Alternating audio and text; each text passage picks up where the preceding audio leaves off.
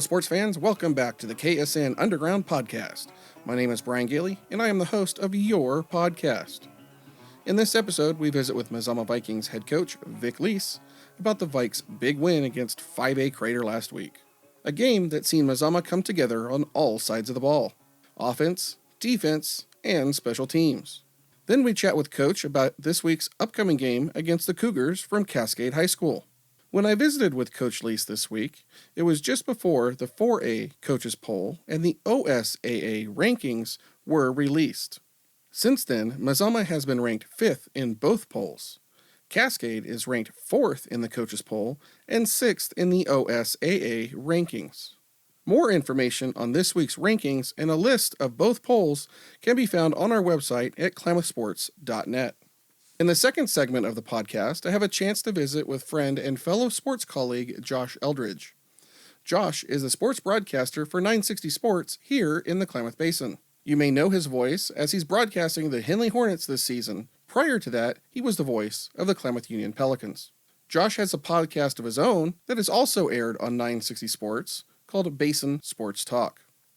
Josh visits with us and brings insight into what's happening with the Henley Hornets. The Hornets have looked good in their first 2 games so far this season. They have easily defeated both Ashland and Wairika. Josh also answers our 10 rapid-fire questions. But first, I want to thank our sponsor for this episode, you, our KS Insiders. You might be asking, who is a KS Insider? A KS Insider is a financial supporter of Klamath Sports Network. I can hear you now.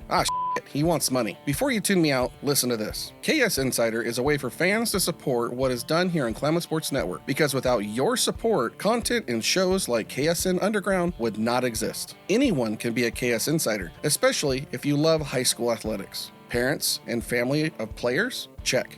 Fans of a school or program? Check. Fans of what we do here at Klamath Sports Network? Check. People with a pulse? Check.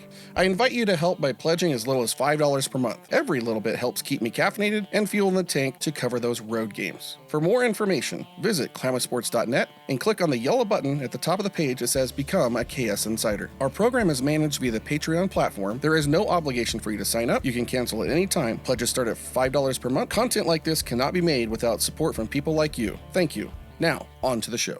My conversation with Mazama Vikings head coach, Vic Lease. Last week, looking back, Mazama had an amazing win, 42-14 against the 5A powerhouse of Crater, on their own field, might I add. What was going on through your mind when the horn sound in the game was over? We overcame a pretty good opponent.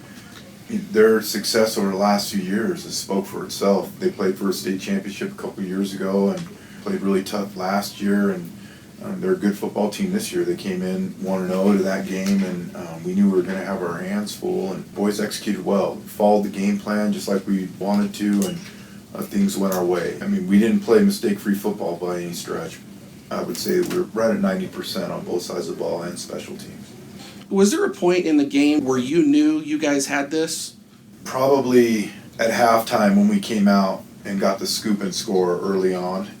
I think that at that point, that was kind of the nail in the coffin for them. You could see that their boys started hanging their heads and everything else. And, they had a couple of kids that kept playing and kept competing, but as a whole, you could see that they didn't, when we went up 40 at that point, we went up 28 at that point, it was kind of a tough one for them to overcome. It was 28-7 at that time. I think they got a spark on the kickoff return to make it 14, but then we came back down and scored again. We scored 21 in that third quarter. At that point, that's when we knew we had the game in hand. Watching from the sidelines, when I did see that score come in after their kickoff return, it was your guys' next score. It was pretty deflating for the Comets. It was, definitely, especially I believe that was a touchdown pass, and they just expected us to run, and we have the ability to throw when we want to. Situation right there kind of presented itself. Their safeties would roll up pretty hard. We have very good receivers in Savian and Aiden Kent. Those two particularly have great hands, and we called Aiden Kent's number in the corner of the end zone touchdown. So it was a beautiful play. I was back behind the end zone catching that one. It just went right up to the corner, and it was a nice little lob right in there. Yeah, absolutely. It was a great pass. In the pregame show last Friday, I know you didn't get to hear it, but we picked Zeke Heaton and Savian Burke as our players to watch for the game. Heaton to potentially carry 30 times.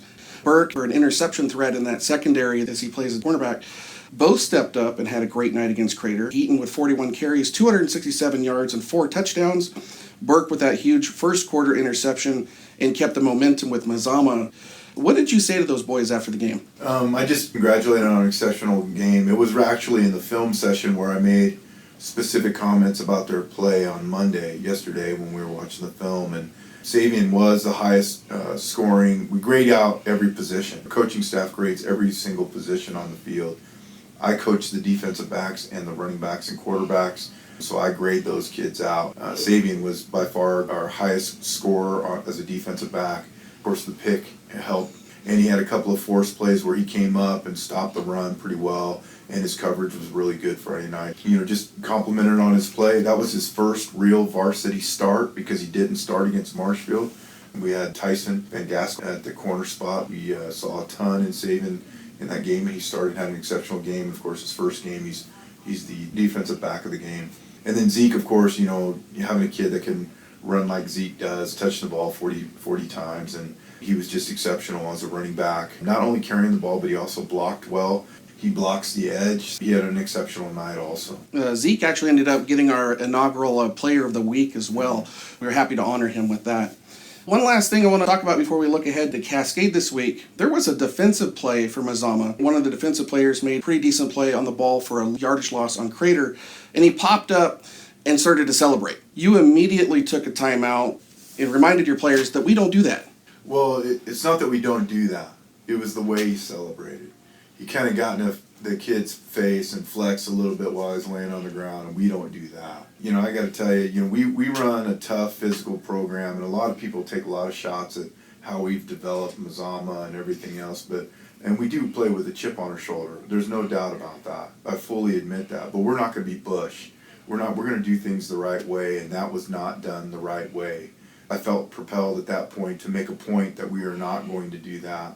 We're going to be a respected program, and we're just not going to do those types of things. And there was another incident too, I'm not going to talk about specifically in the game, where there was a shot that I felt like was inappropriate, and those two young men were disciplined yesterday after practice, and we're just not going to have it in the program. I made a lot of mistakes as a young man, a lot of mistakes, and I look back on them now and I think about the reputation that it created for me when I was younger, and I really feel very strongly that I need to give our young men at Mazama the benefit of the mistakes that I made, to learn from them, to teach them to do things the right way, and I felt very strongly that wasn't handled the right way, and I addressed it and we moved forward. I don't carry grudges or anything else like that. These are young men, these are teenage boys, they play with a lot of emotion. We expect them to play with a lot of emotion.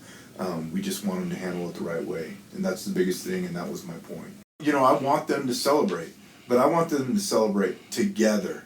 The excitement of picking somebody up and doing those things, patting somebody on the back because they did do something exceptional. I'm not into the gloating, we're better than you, take that type. That's not what we're about.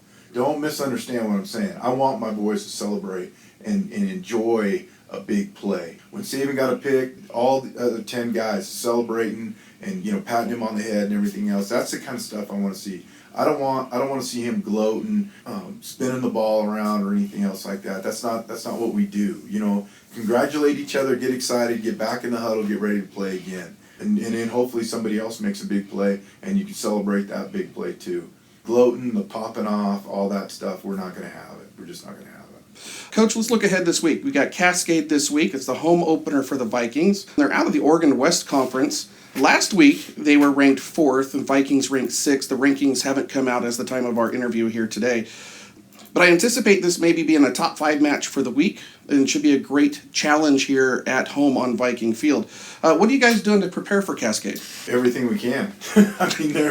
They're a pretty good football team. We had a full padded practice yesterday after our film session because I felt like we still needed get some work in, especially with our offensive front, and we went over defensive alignments, and they do some things. They break the huddle really fast and they try to get you to make an alignment mistake, and We talked about that with the boys yesterday, and we're just trying to prepare the best we can today. It's beautiful outside. Finally got some good weather, and so we'll be outside having full practice, 2-hour practice, and it's going to be a physical football game. Their running team, Coach Bennett, likes to run the football just like I do, and they're physical. They get after it defensively. They're 5-2 front, and they're going to come after us. We know that. So you're going to see a slugfest Friday night. The most physical team Friday night is going to win that game.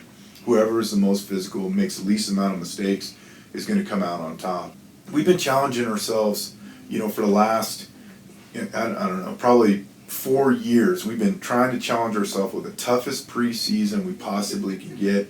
We pick up any games we could probably, possibly get. And when I've created this preseason schedule, a lot of people told me I was absolutely crazy. Marshfield is loaded. They return everybody. They graduated 5 seniors off that Marshfield team. And, we went in there, we played number 1 team ranked in the state. We lost by 2 touchdowns, okay?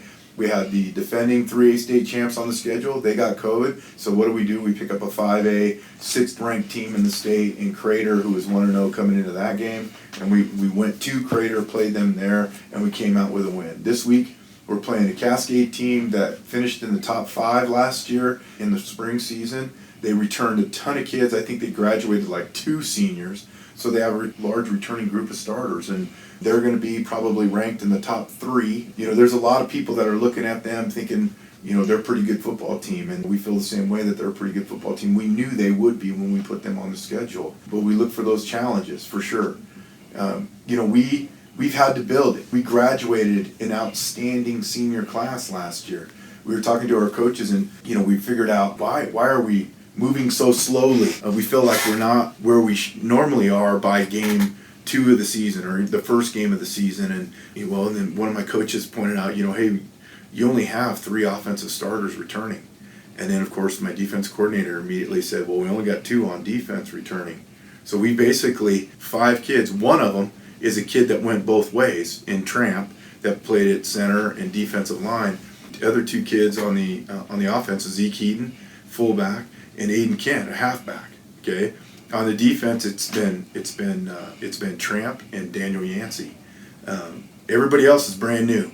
So we, for us to have the amount of success that we're having, it's just a credit to the program and these young men that have been in the program and bought in to what we do and how we do it. So we knew we'd have to rebuild a little bit, but really we're not. I mean, we're just plugging these kids in, and they're developing. You're just seeing them develop, and as we progress through the season, that's what's going on with us, and we're just going to get better and better. And we really are. Our improvement from the first week to this week has just been exceptional, and hopefully that we take another big leap forward against a great opponent. And in another, next week we have another 5A opponent, and we continue to just improve and improve and improve, and that's what we're really hoping for. I felt really good about our practice yesterday, really good. So I'm looking forward to getting out and practicing in the next couple of days and see how much the boys improve.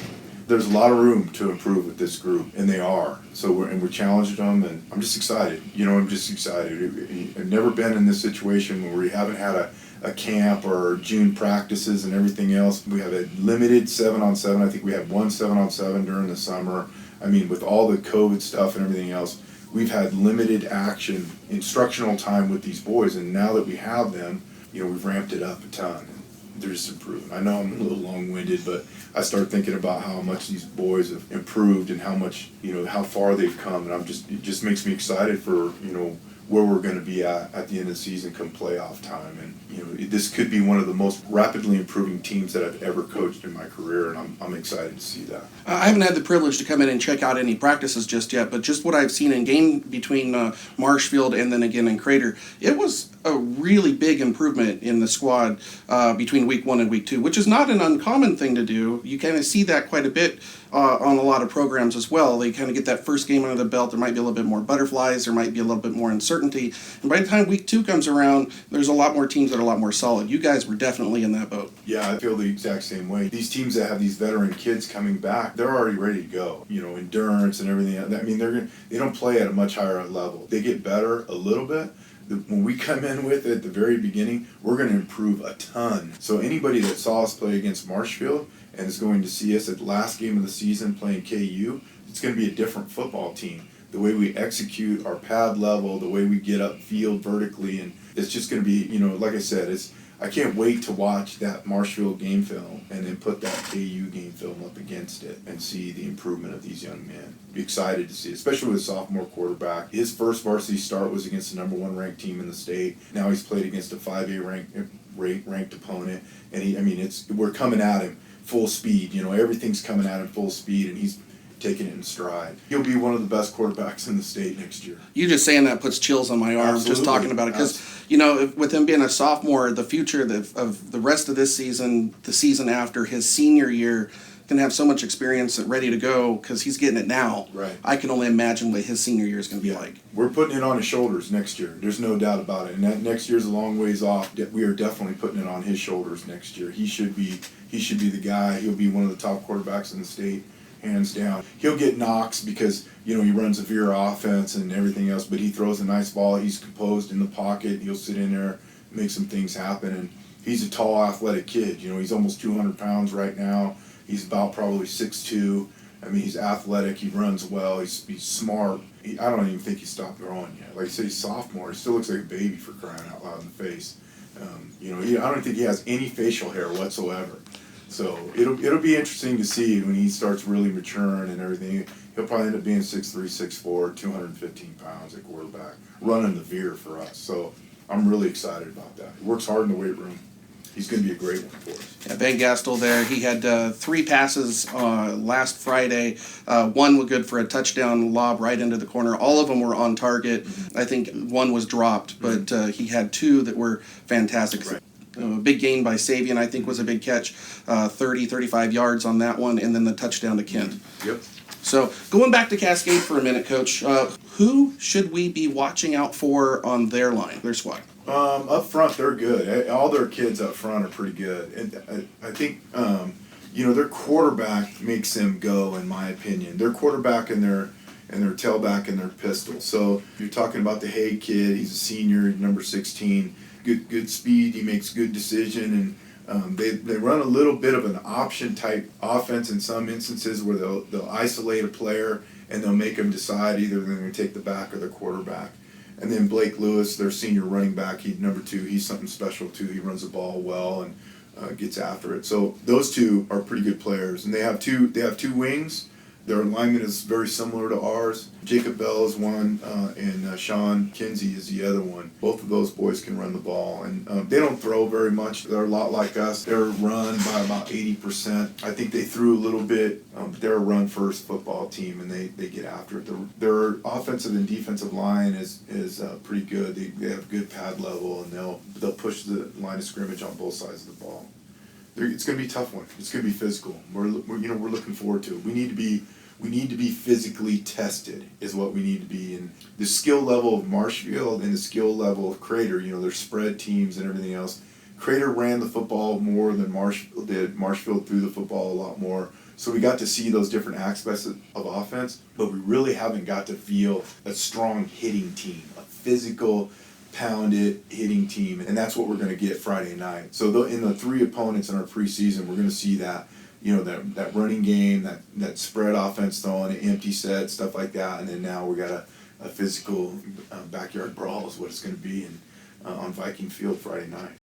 Thank you, Coach Lease, for taking the time out of your busy day to discuss Viking football on the KSN Underground Podcast. Coach and I had such a great discussion this week, I could not fit it all into this week's episode. So I have created a special bonus episode for our KS Insiders. Click over to the KS Insider page for extra content from Coach Lease as he talks about field conditions, irrigation, Viking field upgrades, and so much more. Visit klamathsports.net/KSinsider for more information. Again, that's klamathsports.net/KSNSIDER to sign up and hear that bonus content. Thanks again, Coach Lease, for being a part of the KSN Underground Podcast. Up next, I visit with Josh Eldridge, sports broadcaster for 960 Sports and voice of the Henley Hornets. Our featured Brevada Brewhouse interview this week is Josh Eldridge. Josh is the sports broadcaster for 960 Sports here in the Klamath Basin. covers the Henley Hornets as well as broadcasts the Henley games on my Basin. Thanks for being on the show, Josh. Yeah, it's great to be here. I'm nice little coffee shop that we're at, and it's a nice and good environment in here. It is really cool. If you've not been here to Brevada Brewhouse, it's a nice, relaxed environment up here in Campus Square. Neat place. Happy to have them host us here today. Yeah. So we don't have a lot of time, so I want to get right into it. You've been with the Hornets, covering them so far this season. I've been with the Vikings. I have not seen too much of the Hornets this year. 2 weeks in, how are things going over at Henley? Going really well. They're 2-0 on the season. They beat Ashland 35-14 in week 1, and then they beat Wairika last week 44-0. So their offense is clearly humming right along, and their defense, against Ashland they gave up a couple points, but Wairika, they looked really good. Now, Wairika's a tough team, too. They're not just coming out of Northern California as a walkover. Definitely not. They had some talent on their team for sure. I will say that by about the third quarter, Henley had come in with their subs, and there was kind of an over game by about halftime, so it was tough to see Wairika in their fullest. Through the first couple of quarters, they just had trouble moving the ball in the offense. They gave Henley a little bit of trouble on Henley's offensive side of the ball, but in that second half, it was really all the Hornets. 2 games in, both games have been relocated due to smoke. Again, they were supposed to play Ashland 2 weeks ago in Ashland. They ended up playing at Willamette up in Eugene. Game against Wairika was actually supposed to be here in Klamath Falls. It got bumped to Medford because of smoke levels. Has the relocation of those games hindered the Hornets at all? I don't think it's hindered the team. It's definitely been hectic. It's been both Fridays. We found out at noon that we're going to be moving the games. So as far as get the broadcast on air, it's been a little bit hectic, but the team has been rolling with the punches as good as you would expect. 2 wins on 2 games in cities where they did not expect to be, and convincing wins at that. This week might be the same kind of story. The smoke looks okay right now as we're talking, but you never know as Friday rolls around with Cook County. That's got to be very frustrating on the broadcast side of things. Yeah, it definitely is, to have to figure out broadcast accommodations and whatnot the day of. Usually an entire week process. When you got to squeeze it in 3 hours on a Friday afternoon, it definitely gets tough. And I'm sure Henley would like to play a home game. This would be their only home game before they would play Mazama, so I know the kids would like a home game too before then. Technically, last week was a home game, but they did have to relocate. How many do they have 4 at home this year? Supposed to have 4 at home? So we've got Mazama, and I believe Phoenix is coming our way, and Klamath Union. So there's 3, and then we missed the 1 against Ashland. I'd have to refresh on the schedule, but I know those for sure are home games. Well, like many others in the 4A, the Hornets are young this season. Last year, they graduated 20 seniors. Yeah. I couldn't believe that when I looked it up, and I counted 20 seniors last year. Now, this leaves the field wide open for new talent to step up. Who do you see rising up to fill some of those holes left by last year's seniors? Without a doubt, it's been their quarterback, Stork, this year. He looks incredible. I watched him in practice, and I was like, this kid's going to be good. Then I watch him in the game, and he makes almost every right decision. He holds onto the ball when he needs to. He'll roll out of the pocket and throw it off out of bounds if he has to. He knows where to find his guys. He's been just as good as advertised, if not better. He can run, he can pass, he can do it all. He's really filled the spots. And then they've got some juniors in their linebacker core. Colton Smith is a defensive back. Nolan Northcutt is out there. Some great linebackers as well for Henley. Really risen up and filled those holes. Now, let's take a moment to talk a little bit more about Shaw. Getting the start is one of 3 sophomores I know first few weeks starting. Mazama's got a sophomore starting on the varsity squad with Van Gastel. He's looking really good. We played last week against Crater. Crater was starting a sophomore. What have you seen about Shaw Stork that Coach Stork is wanting him in there for? Well, Shaw's actually a junior, so he did get to play junior varsity for 2 years, so he's got experience playing quarterback. I would say he fits the scheme of the offense really nicely. They are a very balanced run-pass team, or at least they try to pass the ball. Oftentimes, Shaw will take it himself because he can. He does a little bit of everything, and that fits every system. He's still like junior. He's still a young kid and is very able to still be molded in whichever way that Coach Stork, his brother, would like. So you did correct me. Yes, he is a junior coming into this year. Still a very young squad. No, definitely. And before the season started, that was what Coach Stork was really talking about. He says, we're a young group. We're fast, but maybe not so strong in some areas. And that's also been surprising, is watching some of the kids step up on the offensive and defensive line. The front 7 for Henley's defense has been really good, applying pressure to both quarterbacks that they've played.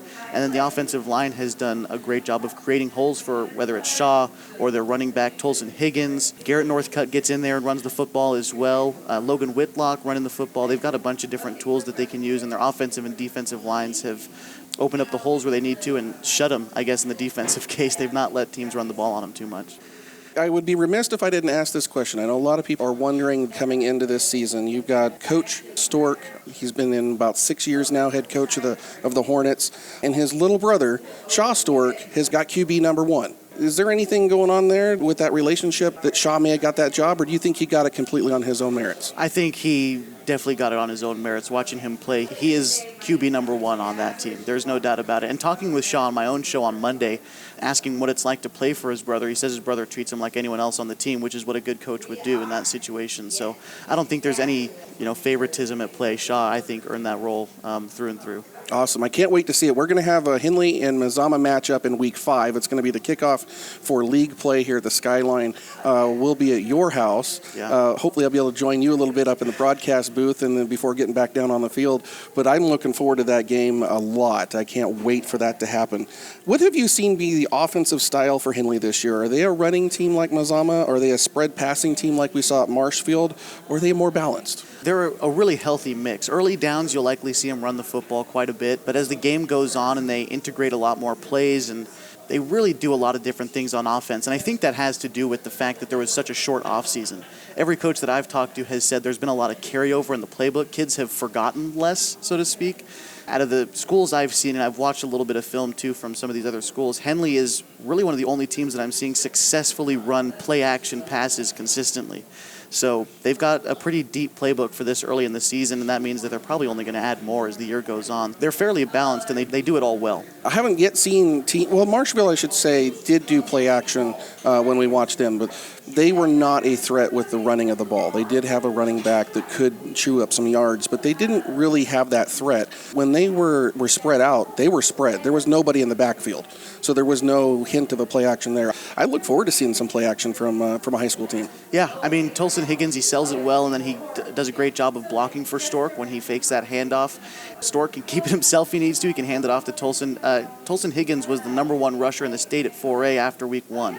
I'm sure he's up there after week 2. I haven't seen the final numbers come out from around the state, but, man, they can run the football like no one else. Now, speaking of numbers from around the state, the OSAA rankings and the coaches poll came out yesterday. In the OSAA rankings, it's not very favorable for Henley. They're kind of middle ground there, even with their 2 wins. But the coaches rankings, they got a few votes this week. They didn't quite crack the top 10, but they did receive 10 votes to give them a 12th place in that ranking. That's kind of nice to see for the Hornets. I would say so. I'm of the believer, and really no matter what sport we're talking about, rankings really shouldn't be that official until week 3 when you can kind of see everyone. I think Henley's 2-0 for a reason. It's tough to look at the OSAA, like you said, because they take just the numbers and place them in order, so they don't really have a whole lot of numbers to go off of in week 2. But I would say 12th, between the 9 and 12 range is probably where Henley should be right now. They haven't had their first real challenge of the season. With all due respect to Ashland and Wairika, we're looking forward to Crook County, who's supposed to be a good opponent, and then Milwaukee, and then Mazama. Well, I want to give a special shout out to Brevada Brewhouse today for hosting our interview location with Josh Eldridge. Josh, again, thank you for being on the show. Josh is the sports broadcaster for 960 Sports over there. He does a lot of the Henley games. He does all the Henley games. Got some eyes out there that we don't have here on the KSN Underground Podcast and Klamath Sports Network. Looking ahead to Crook County this weekend, what should we be watching out for the Hornets? Well, I think the key is it's going to be their first real major test of the season. At least that's what we're anticipating. So going up against the team of equal or maybe better skill level of them, it's going to really be time for Henley to show their bond as a unit, bond as a brothers.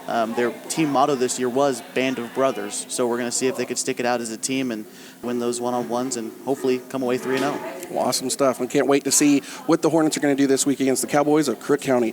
Again, thanks for being on here, Josh. Now, before we wrap up today, in this segment, we do a rapid-fire questions. Oh, boy. Oh, boy, he says. Each week, we ask 10 rapid-fire questions. You can't think about them. You just got to answer them. Okay. We ask the players this, anybody in this segment. So, you ready? Yeah, I guess so. I'm strapped in. All right. Ducks or Beavers? Definitely the Beavers. Who's your favorite pro football team? The Seattle Seahawks, I'd have to say.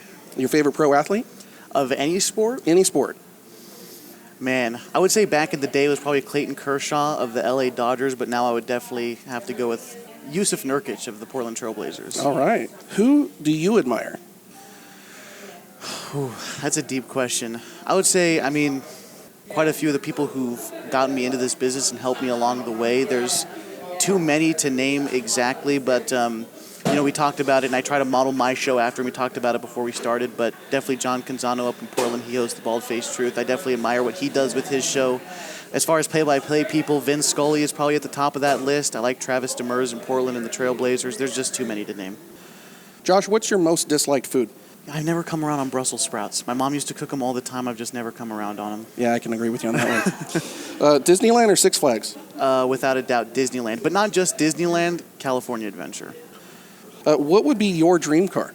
My dream car. Right now, I'm really trying hard to get a Subaru Crosstrek. It's not that dreamy, but the all-wheel drive is going to do me some favors when I have to travel over the hill in the snow. This one's actually more for the kids in high school, but hey, it applies here. What do you want to be when you grow up? I feel like I'm living my dream, honestly. When I was a kid, I hate to expand on this just for a minute, but just to let people know, I used to play a lot of sports video games when I was a kid. So in those games, they've got like the fake announcers doing their thing. So I would make a big play on my sports video game. I would pause the game, go instant replay. I would play the play over again, and I would commentate over it. So I was doing that when I was 7, 8, 9 years old. So I feel like I'm pretty much living my dream right now. That's pretty cool. When you play some Madden and you do hear those guys, what's really trippy is when you're watching a college game and it's one of those guys. Yeah. Chocolate or vanilla? Vanilla. Who would you say is your biggest fan? My biggest fan, without a doubt, is my mother. She constantly tweets about me. Every person she meets, hey, do you know Josh Eldridge? He's on the radio in Klamath Falls. It's constant with her. I feel like she thinks I'm more famous than I am, and she definitely talks about me more than I do. What would you say to her right now? Oh, goodness.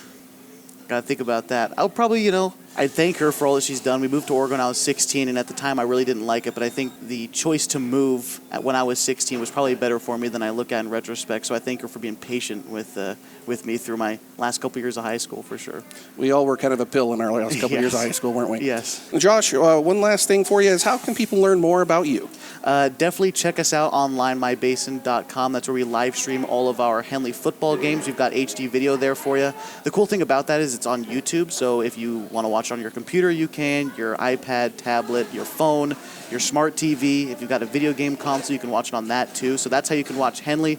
As far as me, you can just follow me on Twitter at Josh Eldredge. That's where I post everything that's going on with me. Well, very good. Thanks for being on. Thank you. Thank you, Josh, for being on the show this week and providing inside information as to what's happening with the Hornets so far this season. I cannot wait until Week 5 when the Hornets host the Vikings on Hill O'Brien Field to open Skyline Conference play. This Friday, Henley will face Crook County at home. Klamath Falls News Game of the Week will be number 4 Cascade at number 5 Mazama from Viking Field here in Klamath Falls. I will be on the sidelines with the pregame show as well as providing updates from the game. Don't forget, KS Insiders get that bonus podcast with Coach Lease. Check it out at klamathsports.net/KS Insider. For my guests this week, Coach Vic Lease and Josh Eldredge, I am Brian Gailey, and we will see you out on the field.